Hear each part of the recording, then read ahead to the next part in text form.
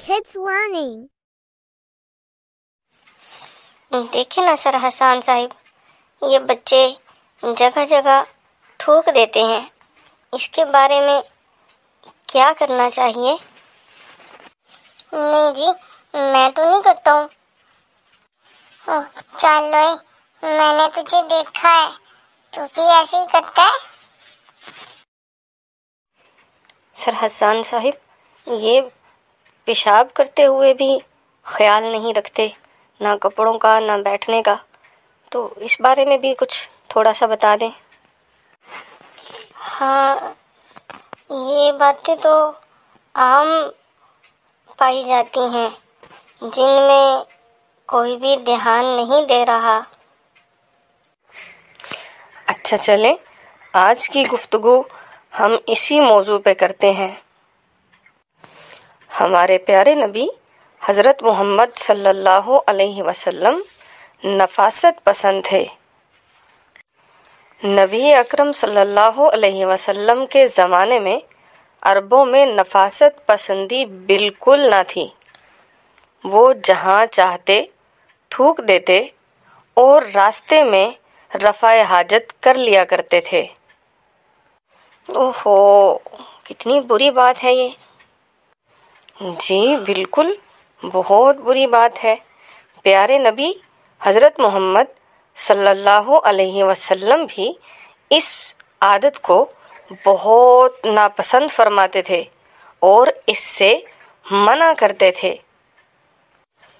احادیث مبارکہ میں کثرت سے روایتیں موجود ہیں کہ حضور صلی اللہ علیہ وسلم نے ان لوگوں پر لعنت کی ہے جو راستوں میں یا درختوں کے سایہ میں پیشاب پخانہ کرتے ہیں۔ اچھا، تو سر حسان صاحب، راستے میں اور درختوں کے سائے میں بھی پیشاب کرنا منع ہے؟ یہ تو مجھے آج پتہ چلا۔ اکثر امیر لوگ اپنی کاہلی اور سستی کی وجہ سے کسی برتن میں پیشاب کر لیا کرتے تھے۔ آپ صلی اللہ علیہ وسلم اس سے بھی منع فرماتے تھے۔ اوہو، یہ تو بہت عجیب باتیں ہیں کہ برتن میں پیشاب کر دیتے ہیں۔ حضرت محمد صلی اللہ علیہ وسلم نے بیٹھ کر پیشاب کرنے کی ہدایت فرمائی ہے۔ جی بھائی جان، میں تو آئندہ سے کھڑے ہو کے پیشاب نہیں کروں گا۔ جی چھوٹے بھائی، اور میں بھی اپنے کپڑوں کا خیال بھی رکھوں گا۔ عرب میں پیشاب کر کے استنجا کرنے یا پیشاب سے کپڑوں کو بچانے کا کوئی دستور نہ تھا۔ حضور صلی اللہ علیہ وسلم ایک دفعہ کہیں تشریف لے جا رہے تھے، راستے میں 2 قبریں نظر آئیں۔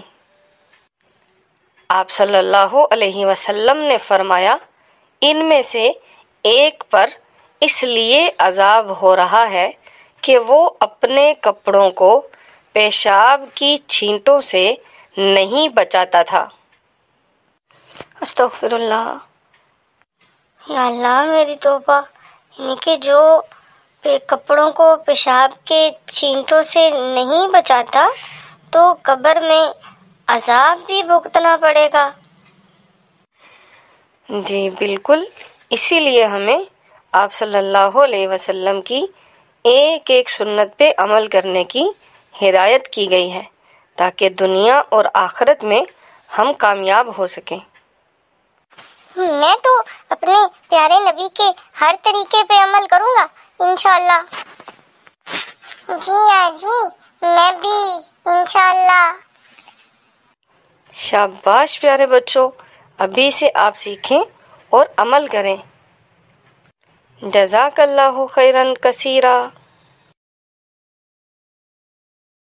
Kids learning.